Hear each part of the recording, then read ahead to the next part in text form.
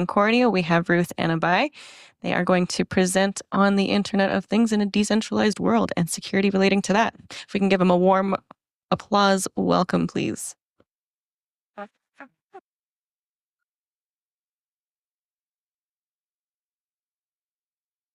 Hello, good afternoon, everyone.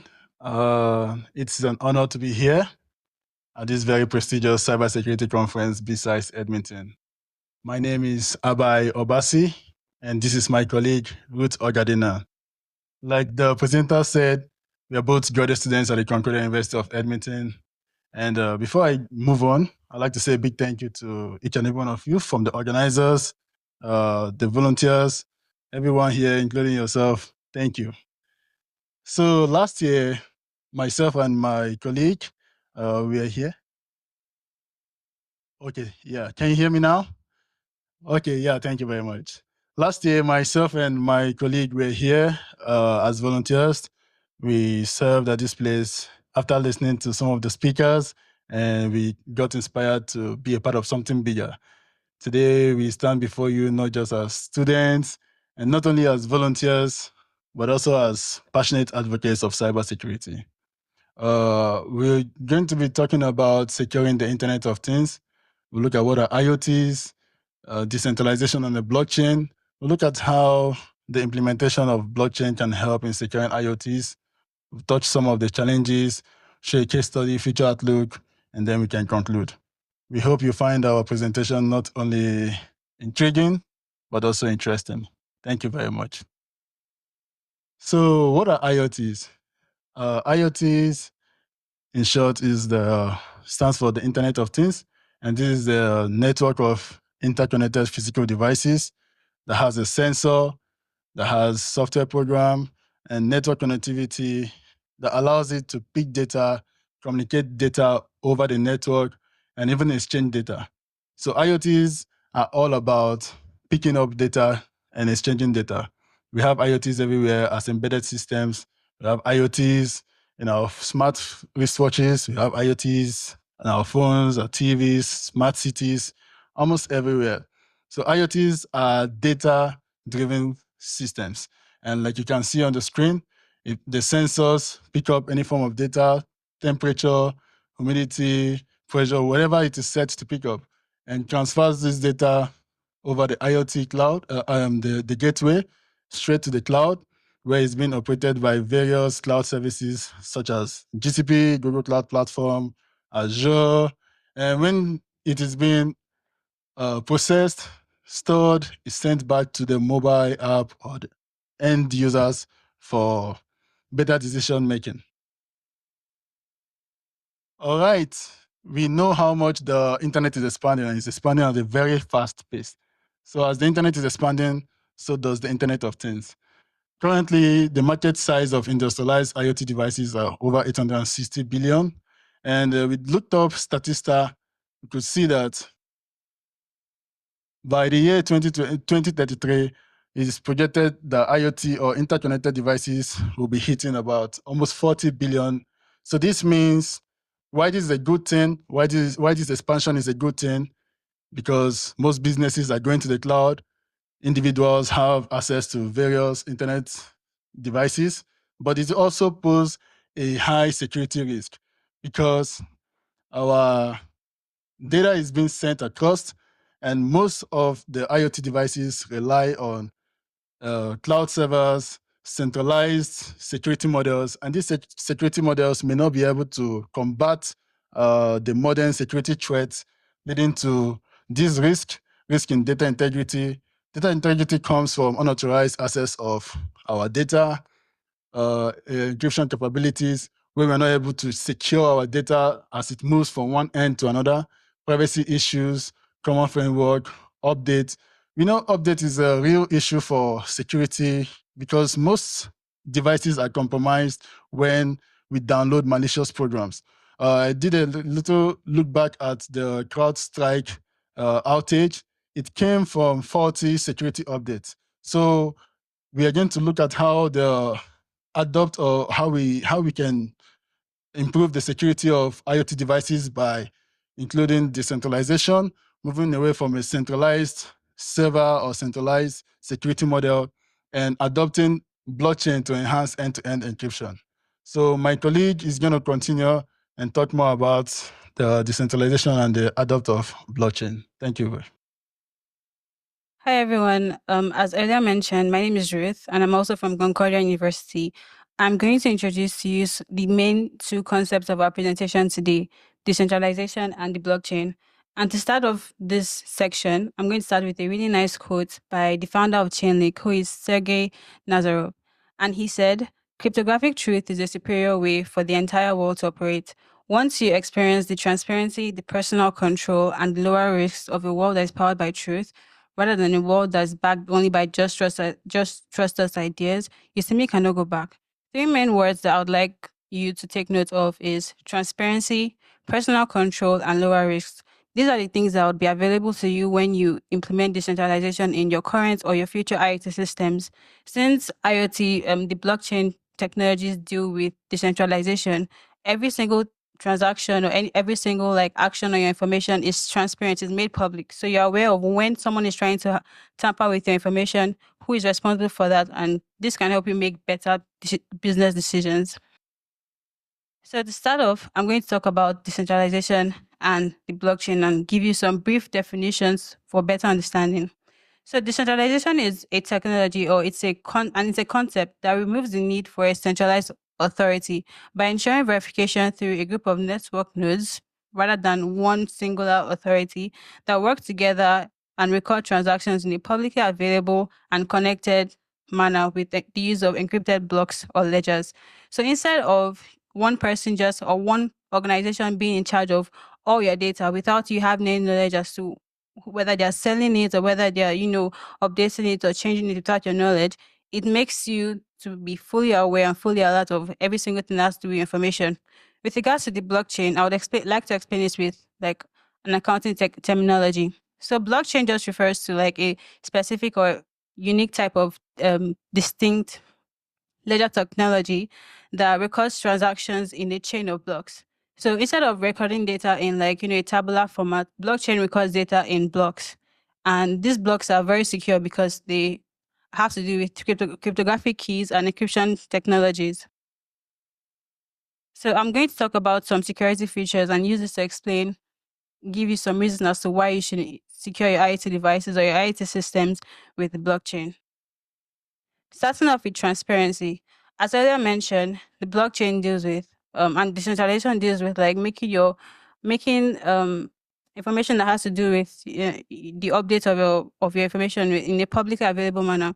So it's easy for you to track changes to your information. You can track when someone is trying to maybe authorize something without your permission, whether someone is trying to update the information without your permission, and you can also track when someone is trying to sell your data. So I'm going to use this to slide into the next security feature, which is decentralization. It mitigates a single point of failure by removing that centralized authority. Now that you have just as much control over your information and over your data as any other centralized authority, you can choose whether to sell your information to someone else. You can choose the conditions for you to, disperse your information to another authority. Another security feature is immutability. So in the blockchain, before a new block of data or a new block of information is added or removed or altered, um, it has to be approved by the group of network nodes in that network. So you can, when someone is trying to do something or maybe change something, it would be hard for an attacker to try and like take advantage of a compromised identity because of data integrity. So another security feature is consensus mechanisms. Since it's not just one authority that is making use of or is in charge of like handling your data, it's a group of network nodes. This group of network nodes have different conditions for completing a transaction or making a transaction. There's proof of work, whereby any authority that wants to have the final say in handling the information has to have like a really high up place that's already authorized. Maybe he's a CEO or maybe is someone that actually has the power to change your information. Then there's also proof of stake, whereby the person that is in charge of like handling or the person in charge of making the final say is someone that has more to offer to complete the transaction. Then the last security feature, which is also the most important, is smart contracts. So smart contracts help you to automate processes in your IoT system instead of having to manually wait for maybe a condition and manually like input or manually change something. You can easily set smart contracts, which are like smart agents, which would actually do the things you want them to do when you want them to do it, as long as predefined conditions are met. For example, you could set a condition whereby every single data that you have or maybe you store in your system should be deleted after a whole week. Instead of having to remember to, or maybe set someone in charge of remembering to update your information after a week and then not fully trusting that they're able to handle that particular task, you can set smart contracts to automatically execute this type of operations on your behalf. And since it's automated, you don't have to worry about anything and focus your time and your energy on other business decisions. So I'm going to talk about some of blockchain use cases in IoT. So regardless of what type of technological industry you are in, you could be working in the healthcare industry, you could be working in the automotive industry, in the smart home industry, you could be working in retail. There's always a space available for you to use blockchain in your current or future IoT systems. For example, I'm going to give an example using the healthcare industry. You may think, oh, because you're working in the healthcare industry, you can just rely on, a normal database or whatever.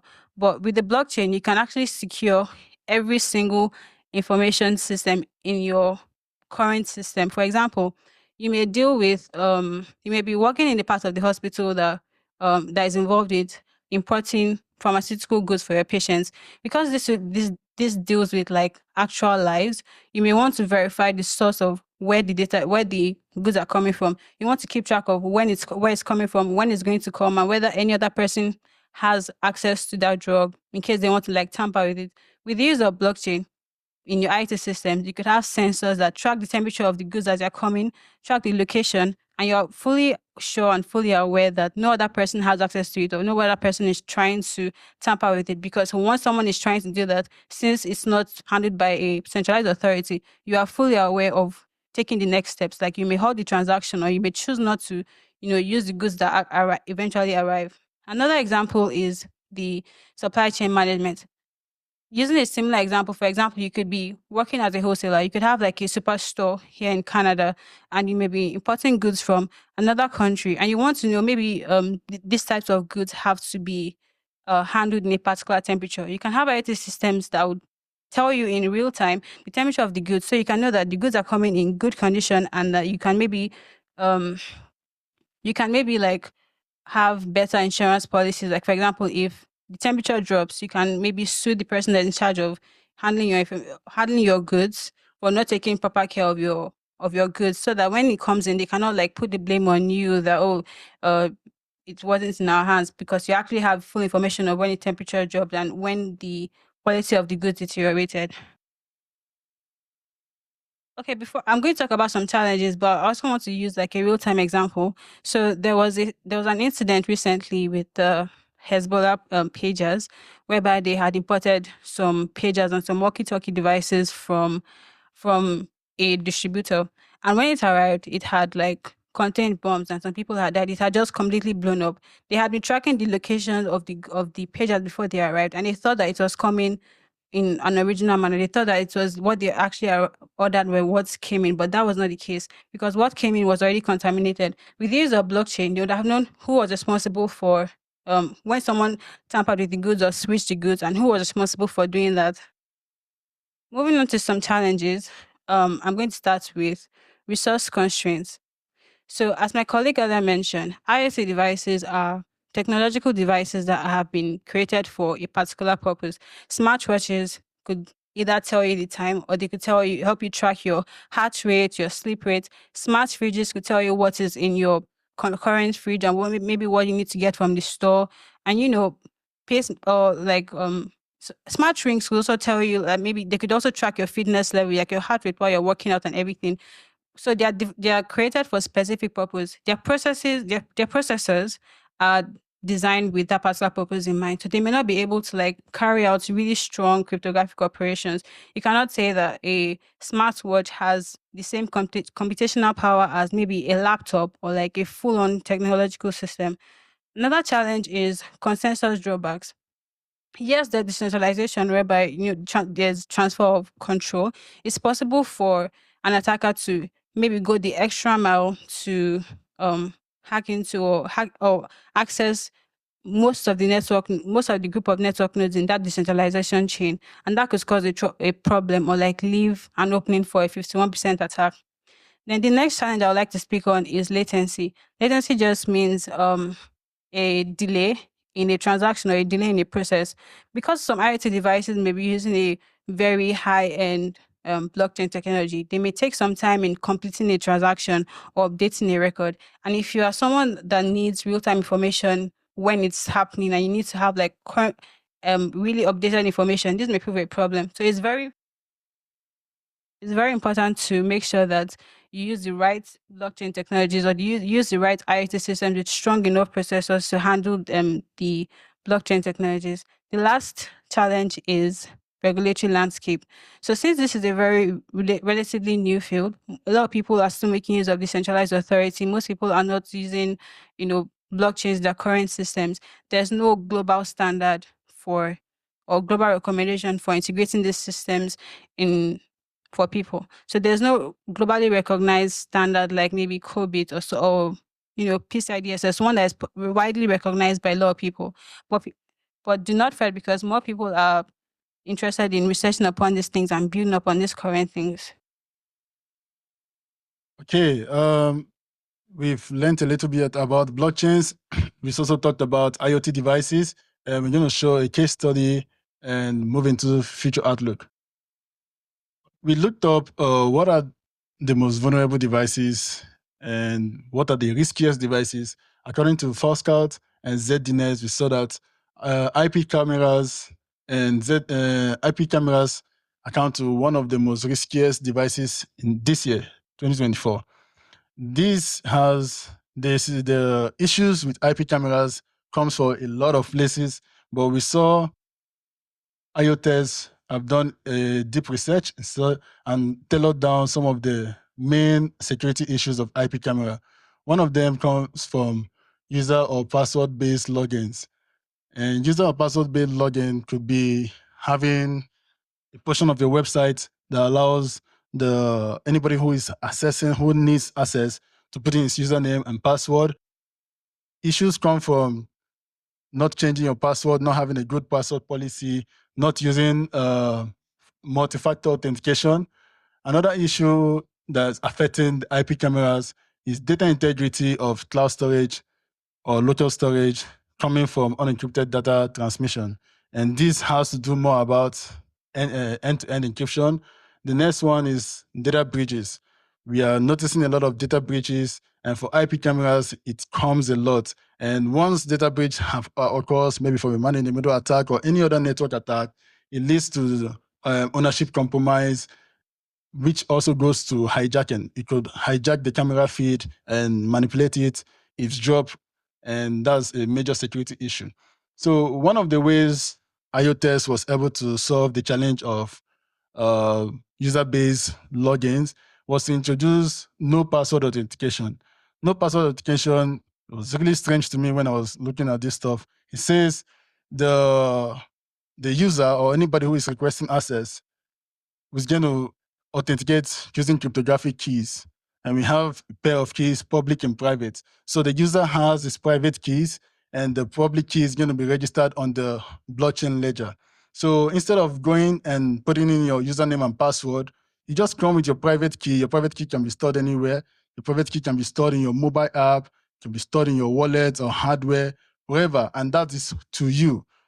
And with your private key, you cross a random security challenge.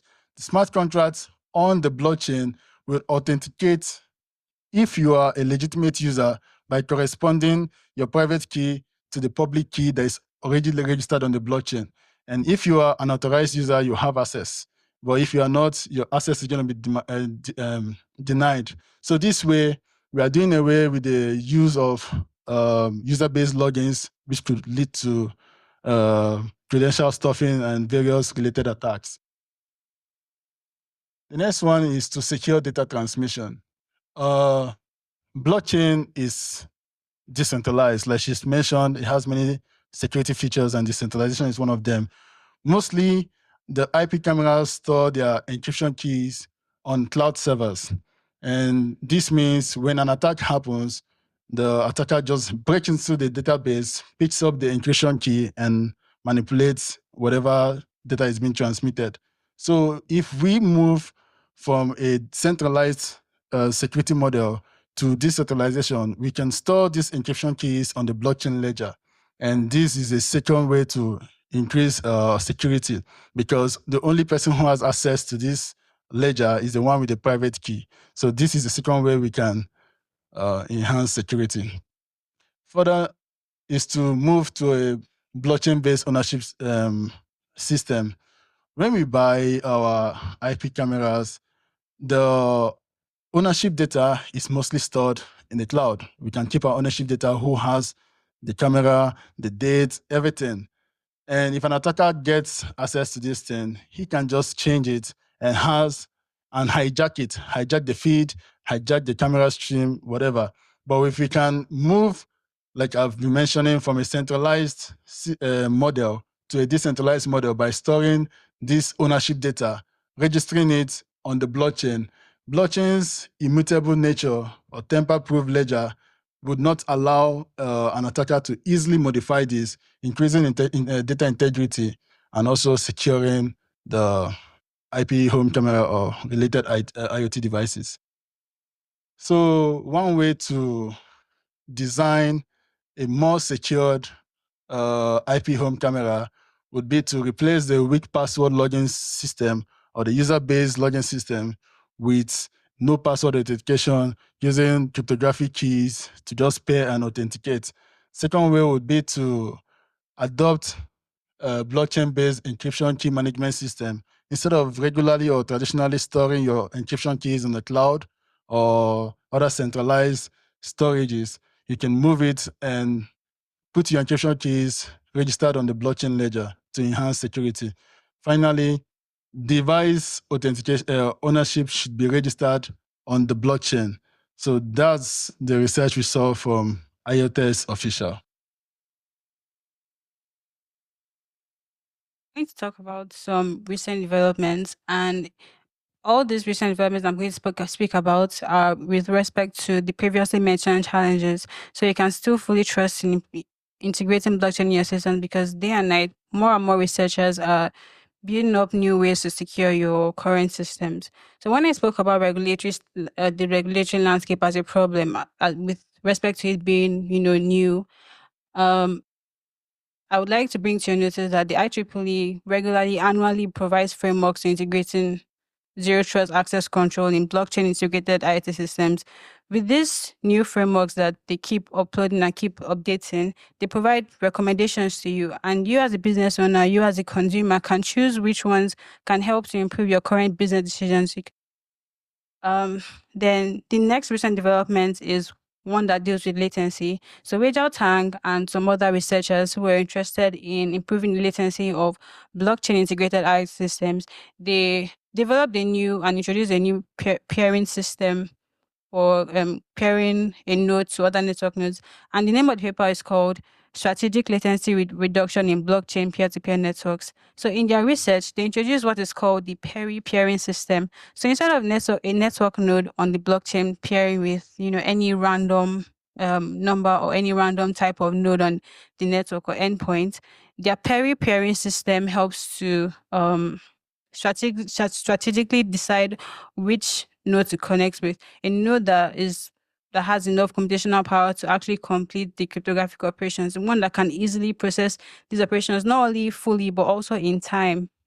So their new system is one that can be adopted in any IoT system, and this would help you to um keep track of like real time data, since it helps you reduce latency. The next challenge that the next recent development is going to tackle is resource constraints. So Muzamil and some other researchers they dived into different industries and different IoT devices that make use of different IT industries and make use of the blockchain. So if you feel maybe worried that um, your system is too, it's not really advanced enough, you can read that paper and then get more motivated to integrate this new technology in your system. Then the last recent development I would like to talk about is one by Yifei, and they addressed the consensus mechanism problem. So they made use of what is known as the multi-agent reinforcement learning, or MAR, and this particular machine learning technique helps to reduce or to improve consensus mechanisms, and it does so by improving the fairness of who has the final say in the group of network nodes to update a transaction or remove a transaction, which is like an entry in a data table.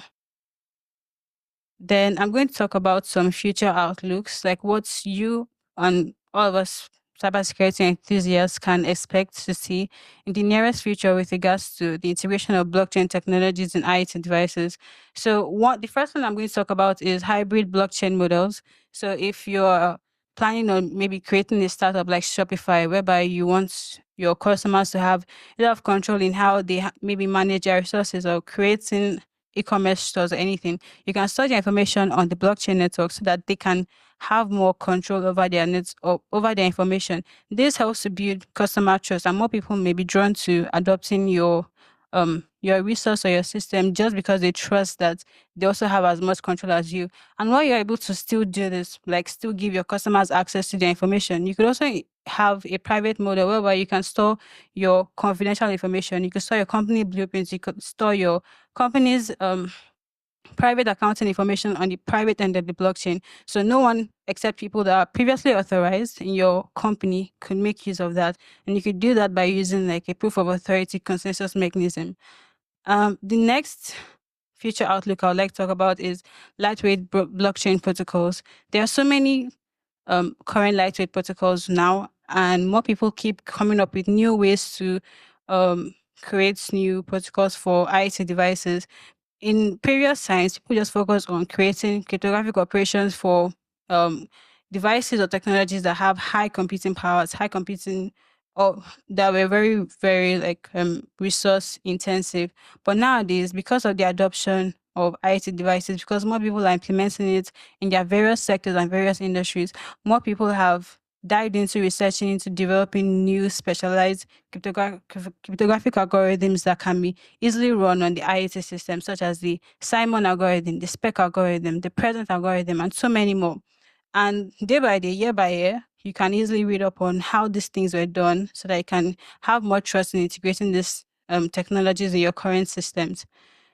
The last feature outlook I would like to talk about is decentralized identity management. And I would explain this by talking about how, the blockchain and decentralization helps you to allow your devices which definitely have accounts, to have verifiable, unique, cryptographically verifiable identities that are not controlled by a central authority. So instead of having to maybe lean on maybe Azure, like using Microsoft Entra to like verify authority to access a particular type of information in your system, you can make sure that every single account has a cryptographically verifiable identity, whereby their nodes or their endpoints in their devices can effectively compute a cryptographic algorithm before accessing information. And this helps to build trust. So we're going to conclude now. Okay. Okay. In conclusion, we say securing IoT devices with blockchain technology offers a robust solution and leads to solving some of the security challenges that we've mentioned. Also, these challenges that arises from Internet of Things and complexities in data transmission. By making use of blockchain techniques in your current systems, you can enhance data integrity for yourself, build trust with your customers, build your own reliance on the internet and like internet structure instead of a normal standard local storage database. You can improve device authentication, and you can protect yourself, your businesses, and your users' privacy. Okay, this integration not only mitigates the risk, but it also paves the way for a more trustworthy IoT system. So these are some of the resources that we made use of while researching and preparing this presentation. And feel free to access them or regularly check on many publishing websites such as IEEE, IACR, Springer Link, and so on. And thank you for having us.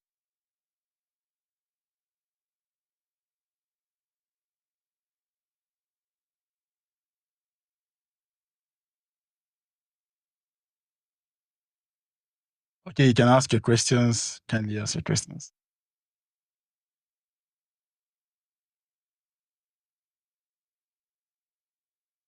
That I had was, so from your presentation, it's mostly experimental.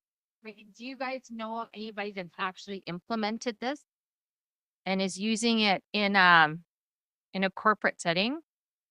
Our research was mostly from research and IoT, especially when I talked about the use cases on how to move from a user-based login to no password authentication.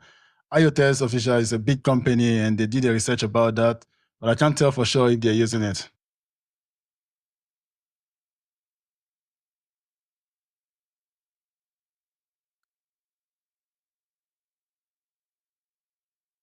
And so, like, how big a problem is that? Because it seems like it's from what we're describing here, there's a lot that has to go on in the process of trying to authenticate and then getting to use the product and stuff like that. So when we talk about latency, like, how much latency are we talking about?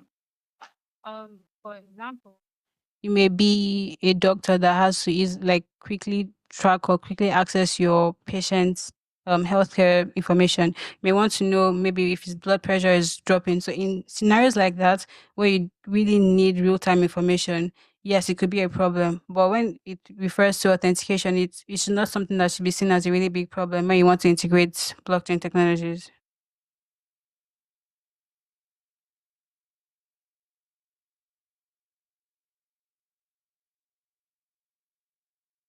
No big brands have implemented it yet.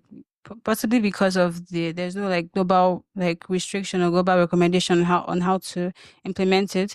But as time goes on, more people are going to keep implementing it as there's a lot of interest in using blockchain now amongst normal consumers. So because of how, like we talked about how the market size of the IoT is expanding, because more people are adopting it, big companies would definitely, I feel like they're going to definitely adopt this in the nearest future. Yeah. Also, we solicit that they start using it. One of the security challenges we mentioned here was regulatory constraint. And this is because most companies are not yet using these things. There are not much policies that are supporting it. And with the growing need of, with the growing or the expansion of IoT devices, we need to look into these things.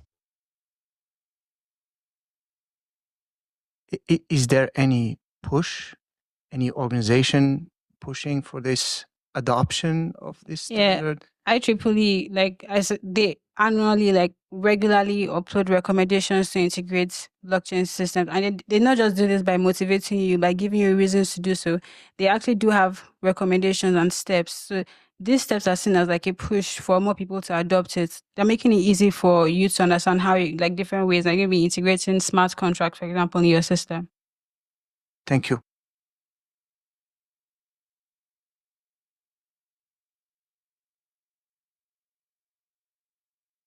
Yeah. Okay, there's someone over there. Oh.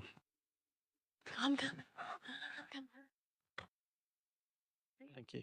Well, first of all, thanks for the presentation. Great information. So I reckon this is your research project and primarily you focused on blockchain and more on the software side of the IoT devices, securing that. What about on the hardware itself? Have you done some research how to secure the device right at the hardware level itself? Preventing the cybersecurity fraud, programming right at the firmware level, more focused on the hardware. So to encounter latency on the blockchain side of the things, because that's all internet traffic, So right at the onset on the hardware, anything on that? Yes. whenever a researcher or a developer tries to develop a new algorithm, they are not allowed to publish it without proving that it can run on IT devices. So for cryptographic algorithms such as Simon Spec or SCHWAMM or SESCH, whenever they are uploading these algorithms and it's approved by IEEE, they actually test on hardware devices. They check maybe how much time it takes to process information, and they have like a minimum time frame that it must complete an operation. So yeah, any algorithm that is approved by IEEE has been tested, has had its performance analyzed with actual IoT devices.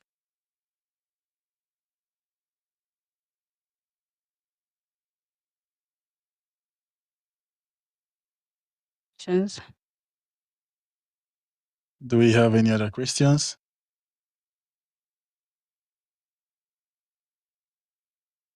Okay, in the absence of any other questions, we want to say a very big thank you for being here and listening to us. Thank you very much.